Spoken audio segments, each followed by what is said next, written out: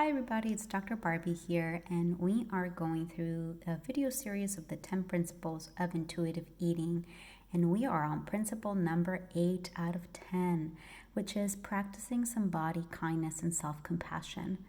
This goes to show you that intuitive eating is not only about the food itself. And the few critics that I've encountered about intuitive eating, they usually complain about, oh, unconditional permission to eat, you eat too much, you never stop eating, you eat all unnutritious foods, etc., etc. And it's only been a few people that I've encountered in social media that have criticized intuitive eating. Most people support it, especially now with years of research showing that 95% of diets fail, and that intuitive eating has actually better health outcomes for people. And we'll talk about that in the last principle. In terms of body kindness, intuitive eating also will help us understand that we have a predetermined body weight range. So it's actually not a single number. It tends to be a range of 10 to 20 pounds.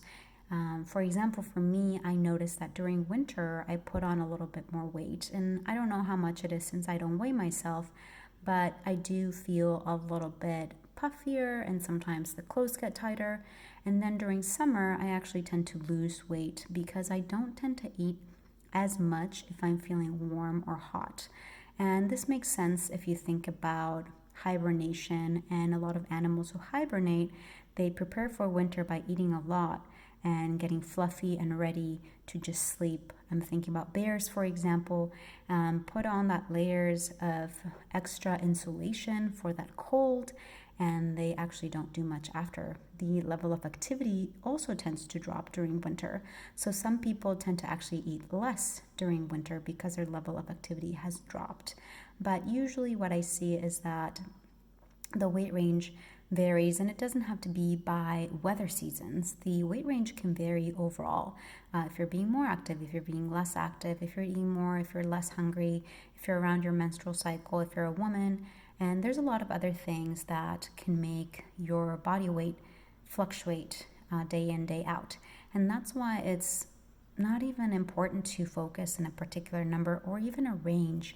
With intuitive eating, that range of body weight is already set, mainly predetermined by genetic factors. We call it the body set point, which is actually a range, not a point.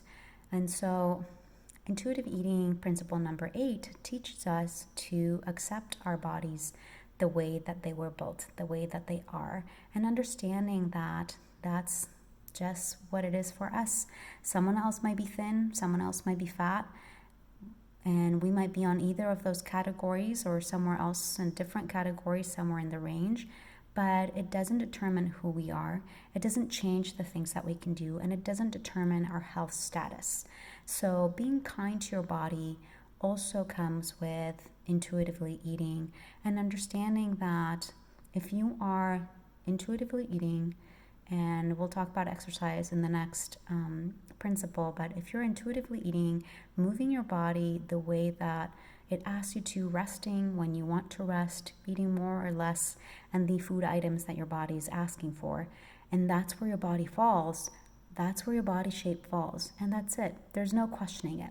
I really like to practice body neutrality over body positivity, which is where the body doesn't even become part of the conversation at all. So that's principle 8 of intuitive eating, which is body kindness. I hope you found this video helpful, and I hope you have a great day.